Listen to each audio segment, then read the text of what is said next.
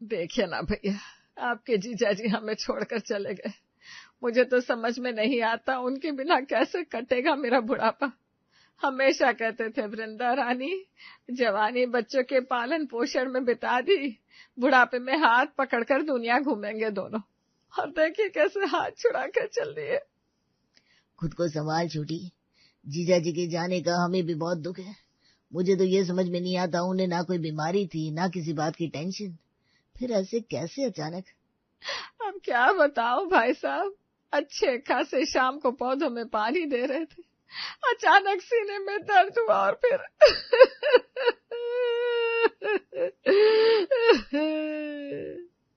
इतना कहकर वृंदा जोर जोर से रोने लगी।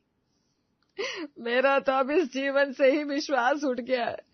जैसे हंसते खेलते एक पल में वो सबको छोड़कर चले गए। कौन जाने मेरा कितने दिन का जीवन बचा है।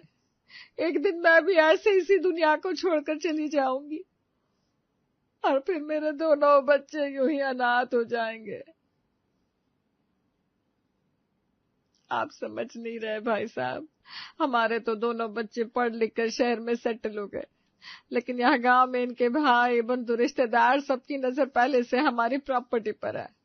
कल को मेरी आंख बंद हुई ना तो सबके सब मिलकर आंखें दिखाने लगेंगे मेरे बच्चों को। मैंने सोच लिया है, अपने जीते जी मैं अपनी सारी प्रॉपर्टी जमीन जायदाद सबको 2 हिस्से करके अपने बेटों को दे दूंगी। कम से कम उनके पिता की मेहनत से बनाई हुई जमीन उनके बच्चों के काम तो आए। अरे ठीक है, माता पिता की सारी संपत्ति तो बेटों को ही मिलती है, लेकिन समय से पहले इस तरह से बंटवारा करना मुझे कुछ ठीक नहीं लग रहा। पहले मुझे भी ऐसा ही लग रहा था भाई साहब, लेकिन फिर बड़ी बहू ने कहा वो शहर में अपना काम धंधा संभालेंगे या यहाँ गांव में आकर रोज रोज प्रॉपर्टी की रखवाली करते रहेंगे। समझदारी तो इसी में होगी कि मैं जल्द से जल्द ये बंटवारे का काम निपटा दूं। बहन की बात सुनने के बाद मामा जी ज्यादा कुछ नहीं कह पाते और बंटवारे की प्रक्रिया पूरी होने के बाद वापस अपने घर लौट जाते हैं। इधर वृंदा भी गांव की अपनी सारी प्रॉपर्टी जमीन जायदाद बेचकर उससे मिले हुए पैसों को आधा आधा अपने दोनों बेटों को दे देती है। उन रुपयों से दोनों बेटे विशाल और विजय ने अपने अपने बड़े आलीशान मकान बनवा लिए थे और जैसा कि उन्होंने बंटवारे के समय वादा किया था, कुछ समय दोनों भाई माँ की जिम्मेदारी को संभालेंगे, उसी के तहत वृंदा बारी बारी से दोनों बेटों के यहाँ रहने लगी थी। एक दिन, अरे सुन रहे, आंख बंद करके बस सोने का नाटक ही करते रहेंगे या कभी मेरी बातों पर ध्यान भी देंगे आप? क्या हो गया भाई, सुबह सुबह क्या आफत आ गई? ये बात तुम्हें अपनी मम्मी से पूछनी चाहिए। सुबह सुबह 7 बजे फोन कर दिया उन्होंने, कह रही है बहुत दिन रह ली विजय के घर, अब कुछ दिन हमारे यहाँ के रहना चाहती है। अब तुम कुछ बोलोगी या नहीं? ओहो, तो ये बात है, इसीलिए सवेरे सवेरे तुम्हारा पारा इतना गर्म हो गया। इसमें बोलना क्या है भाई, कई महीने से मम्मी विजय के यहाँ रुकी हुई है, अब उन्हें आज नहीं तो कल तो आना ही था। इसमें इतना टेंशन लेने वाली कौन सी बात है? और तुम्हारे इस तरह से इरिटेट होने से सच बदल तो नहीं जाएगा? वो मैं कुछ नहीं जानती, तुम अपने तरीके से कुछ करो, कुछ दिन और बिता ले उनके यहाँ, फिर आप जाकर ले आना। अरे कितनी बार बहाने बनाओ, 2 महीने हो गए हम इसी तरह से टाल रहे हैं। अब इस बार कोई और बहाना नहीं चल पाएगा, मम्मी को जाकर लाना ही पड़ेगा। रहने दीजिए, आपसे कुछ नहीं होने वाला, मैं ही बात कर लूंगी। अरे बच्चों की एग्जाम है, मैं पूरा समय बच्चों का ख्याल रखूंगी या तुम्हारी माँ को देखूंगी? मैं साफ साफ बता रही हूँ, मुझसे ये सब नहीं होने वाला। फिर ठीक है, अपना तरीके से निपटा लो, मेरा सिर सुबह सुबह क्यों खा रही हो? अच्छा ये बताओ, किराएदारों से पैसों के लिए बात की थी या नहीं? बात नहीं की थी, 1 तारीख को ही पूरा किराया ले लिया मैंने, ये देखो। लेकिन खबरदार जो तुमने इन पैसों की तरफ हाथ भी बढ़ाया तो ये पूरे 10,000 मेरे हैं और इसे मैं सिर्फ अपने ऊपर खर्च करने वाली हूँ। अच्छा जी, तुम्हारे कैसे हो गए, जरा बताना तो सही। तुमने कौन सी मेहनत की है इन पैसों के लिए? देख, कौन सी मेहनत नहीं, पूरी मेहनत मैंने ही तो की है, वरना तुम्हारे बस का कहाँ कुछ भी था। तुम तो 1 नंबर के बेवकूफ हो। वो तो मैंने ही माँ जी के दिमाग में डाला ना कि वो अपनी सारी प्रॉपर्टी को 2 हिस्सों में बांट दे।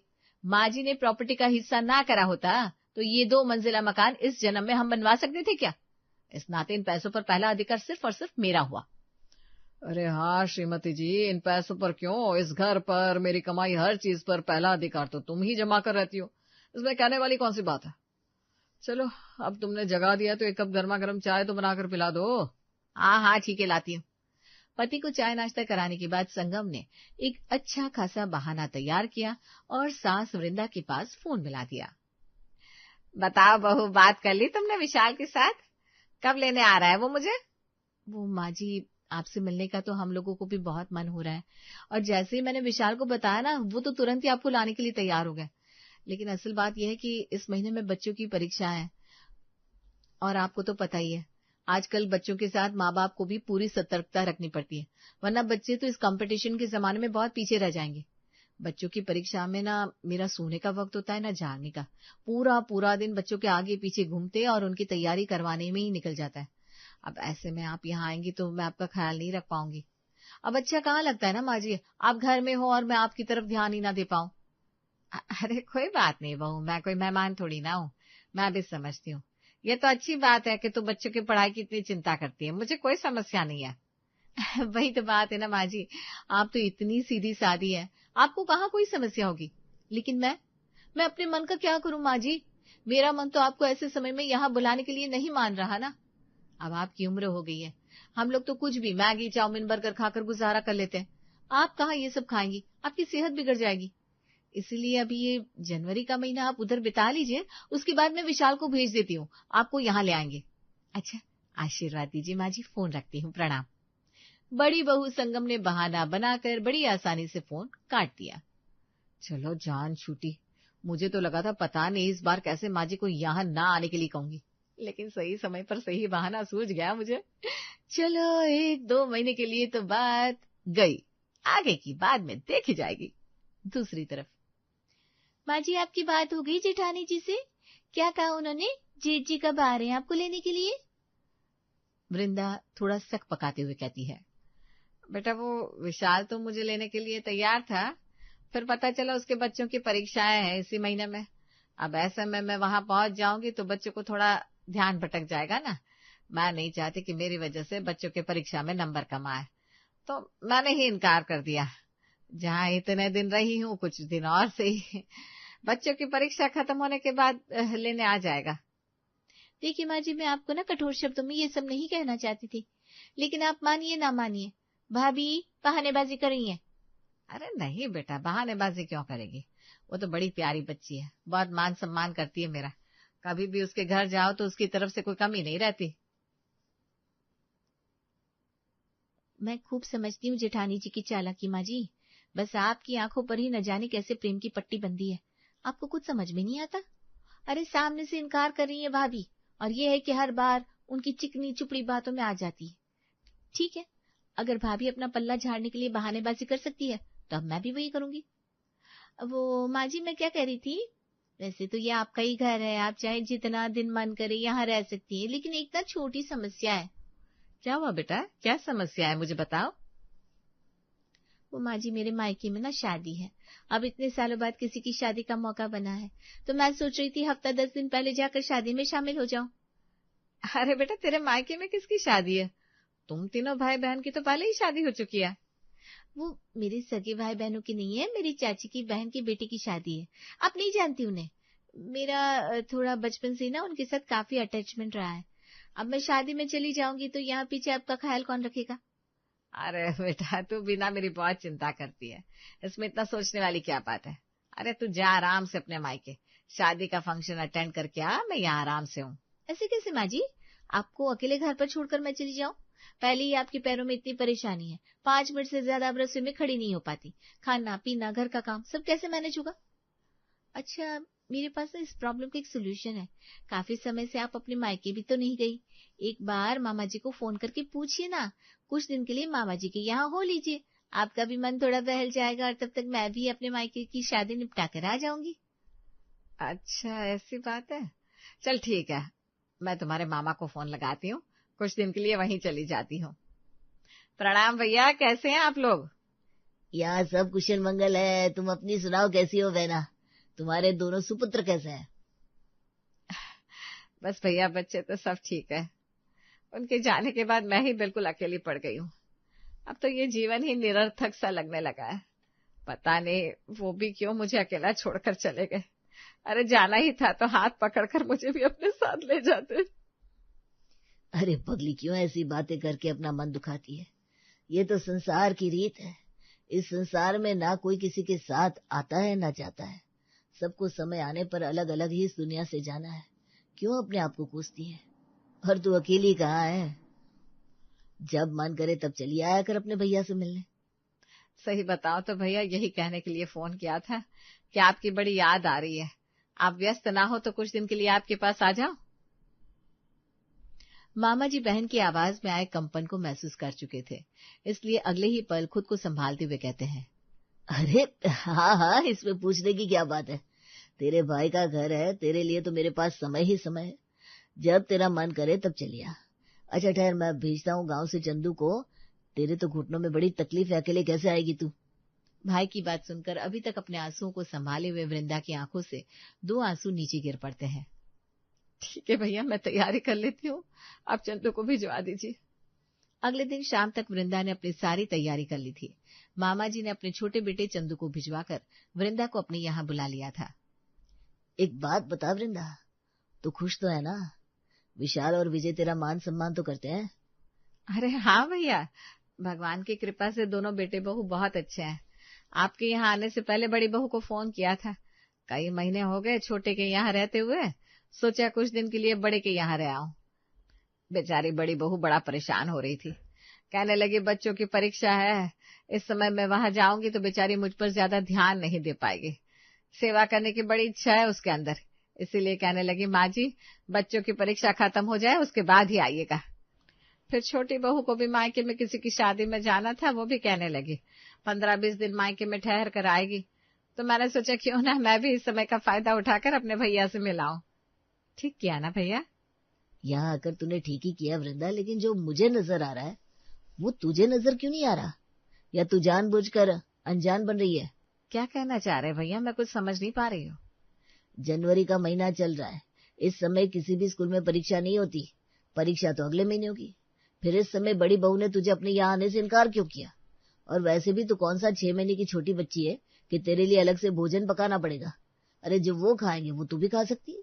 लेकिन फिर भी तेरी बहू ने तुझे अपने यहाँ आने से इनकार कर दिया, और फिर भी तू उसकी तारीफ के कसीदे पढ़ रही है। और छोटी बहू के जिस रिश्तेदार की शादी की तू बात बता रही है ना, उन्हें बहुत अच्छी तरह जानता हूँ मैं। उनके घर में कोई शादी नहीं है, और वैसे भी इतने दूर के रिश्ते की शादी में 20 दिन पहले जाने का क्या मतलब है भला? सीधी सी बात है वृंदा, तेरी दोनों बहुएं पीछा छुड़ाना चाहती है तुझसे, सेवा करने से भाग रही है, और तू न जाने कब समझ में आएगा तेरे। ठीक है, मैंने तुझे प्रॉपर्टी का बंटवारा करते समय चेतावनी भी दी थी, अपने जीते जी अपनी सारी प्रॉपर्टी बेटों को देकर अपना हाथ खाली मत कर। ये कलयुग है, अपनी औलाद कब रंग बदल ले कोई नहीं जानता। लेकिन तुझे मेरी बात समझ में नहीं आई। जैसा आप समझ रहे हैं वैसा कुछ भी नहीं है भाई साहब। अरे मेरे दोनों बेटे हीरा है हीरा। ठीक है, फिर अब तू देख तेरे बेटों के रंग कैसे बदलते हैं। मामा जी ने तुरंत फोन उठाया और बड़े बेटे विशाल को फोन लगा दिया। कैसे हो विशाल बेटा? एक बहुत बड़ी खुशखबरी सुनाने के लिए फोन किया है। क्या बात है मामा जी, क्या खुशखबरी है? बेटा, हमारी एक खानदानी प्रॉपर्टी थी जिसका पिछले 40 साल से कोर्ट में केस चल रहा था। हम लोग वो केस जीत गए, और अब बदले में 10 बीघा खेत, 2 बड़ी हवेलियां हमारे हिस्से में आ गई है। अब क्योंकि हम 2 ही भाई बहन हैं, तो मैंने सोचा कि 1 हवेली और 5 बीघा खेत मैं तुम्हारी माँ के नाम कर देता हूँ। अब बुढ़ापे में इतनी प्रॉपर्टी की मुझे भी क्या आवश्यकता है। मामा जी की बात सुनकर विशाल की तो आंखें हैरानी से खुली रह गई। विशाल को ये खबर सुनाने के बाद यही शब्द दोहराते हुए मामा जी ने छोटे भांजे विजय को भी फोन मिलाया और हवेली मिलने की बात बताई। अब तू देख क्या होता है। जैसा मामा जी ने सोचा था ठीक वैसा ही हुआ। थोड़ी देर में बड़ी बहू का फोन वृंदा के पास आ गया। माँ जी, मैं सोच रही थी आपको घुटनों में इतनी तकलीफ है, यहाँ पर ना एक बहुत बड़े डॉक्टर आए हुए हैं जिन्होंने अपनी पढ़ाई अमेरिका से की है। आप ऐसा करिए ना, कल सुबह ही गाड़ी पकड़कर यहाँ आ जाइए, आपकी घुटनों का ऑपरेशन करवा देते हैं। और आप चिंता मत करिएगा, मैं हूं ना, आपकी सेवा करूंगी। देखिए कैसे आपके घुटने बिल्कुल ठीक हो जाते हैं। लेकिन बेटा तुमने तो बताया था कि बच्चों की परीक्षाएं हैं। अरे वो मैंने गलत डेट देख ली थी, बच्चों की परीक्षाएं जनवरी में नहीं मार्च में है। बड़ी बहू, अच्छा हुआ कि तुमने बता दिया। ऐसा करो, वृंदा को तो घुटनों में काफी तकलीफ है, तुम ही गांव आ जाओ और अपनी ये बड़ी हवेली भी देख लो। मामा जी की बात सुनकर बड़ी बहू खुशी से फूली नहीं समा रही थी। अगले दिन वो सीधा गांव पहुंच जाती है। जैसे ही संगम गांव पहुंचती है तो देखती है छोटी तो उससे पहले ही गांव में पहुंच चुकी है। अच्छा हुआ तुम दोनों ही आ गए, देखो ये है हवेली जिसकी मालकिन अब वृंदा है। भैया मेरा तो अब गांव के देसी माहौल में रहने का मन है। चूल्हे की रोटियां, ताजी हवा, कुएं का पानी, बस अब इसी माहौल में रहने का मन है। अरे माँ जी आप चिंता मत करिए, मैं आ गई हूँ ना। चूल्हे पर बनाकर ऐसी गरम गरम रोटियां खिलाऊंगी आपको, आपका मन खुश हो जाएगा। और सरसों की साग के साथ साथ वो भुने टमाटर की चटनी भी बनाऊंगी, आप ना उंगलियां चाट चाट कर खाना खाएंगी। अरे तू रहने देना अपना ये चूल्हा चौका, जब तक कुएं के मीठे पानी से खाना नहीं बनता उसमें स्वाद कहाँ आता है। माँ जी आज से मैं आपके लिए कुएं से पानी भरकर ले आऊंगी, आपकी घुटनों की सुबह शाम मालिश करूंगी और आपको सैर कराकर भी ले आऊंगी। बस मैंने तो सोच लिया है, आपको अब बिल्कुल स्वस्थ करना है। ठीक है बेटा, फिर आज से ये हवेली का सारा काम संभाल लो दोनों। इतनी बड़ी हवेली अगर किसी तरह मामा जी मेरे नाम कर देना तो इस हवेली का तो होटल बनाऊंगी मैं और अच्छे पैसे कमाऊंगी। वाह क्या हवेली है माँ जी, इसके लिए तो मैं भैंस का गोबर उठाने के लिए भी तैयार हूँ। मैंने चंदू से कहकर एक भैंस भी मंगवा दी आंगन में। अब तुम दोनों ताजा ताजा भैंस का दूध निकालो, अपनी सास को पिलाओ, खुद भी पियो, सेहत बनाओ। आज से ये हवेली, ये भैंस सब तुम लोगों का। हवेली पर कब्जा करने की नीयत से दोनों बहू भैंस का गोबर साफ करने से लेकर चूल्हे पर खाना पकाना, पूरे हवेली की सफाई करना, कुएं से पानी भरकर लाना, जैसे सारे कामों के लिए खुशी खुशी तैयार हो गई थी। 3 दिन बाद। अब बता वृंदा, मेरी बात सच थी कि नहीं? मुझे समझ में आ गया भैया, आप जो कुछ भी मुझे समझा रहे थे ना वो बिल्कुल ठीक था। और ये दोनों बहुएं सिर्फ और सिर्फ मेरे पैसे के लिए यहाँ आई हैं। मेरी सेहत या जीने मरने से इन्हें कोई फर्क नहीं पड़ता। इन दोनों को लग रहा है जैसे मैंने पहले अपनी सारी जमीन बेचकर इन लोगों को सौंप दी थी, वैसे ये हवेली बेचकर भी मैं सारा पैसा उनके हाथ में रख दूंगी। लेकिन तुम्हारी जानकारी के लिए बता दो बेटा, इंसान मूर्ख एक बार बनता है, बार बार नहीं। बड़ी बहू, जब भी मुझे लाने की बात होती थी अचानक विशाल को ऑफिस में काम पड़ जाता था, बच्चों के एग्जाम आ जाते थे, कभी तुम खुद बीमार हो जाती थी तो कभी तुम्हारे मायके में कुछ आफत आ जाती थी। अब क्या हुआ, सब ठीक हो गया क्या? और छोटी तुम तो मामा के चाचे के बेटी की शादी अटेंड करने के लिए इतनी परेशान थी। क्या बताया था तुमने कि तुम्हारे बिना वो एक साड़ी भी नहीं खरीदती? फिर शादी का इतना बड़ा फंक्शन छोड़कर यहाँ गांव में गोबर क्यों पाथ रही हो तुम? यहाँ पर अपना समय खराब करने से कोई फायदा नहीं है, तुम दोनों जा सकती हो। और हाँ, कोई हवेली नहीं है मेरे पास। ये सब सिर्फ भैया ने तुम दोनों का मन जानने के लिए किया था। दोनों बहुएं सर झुकाए खड़ी थी। वृंदा की बात सुनने के बाद दोनों बहुएं खुद में सुधार लाती है और माफी मांगकर उसे अपने साथ ले जाती हैं।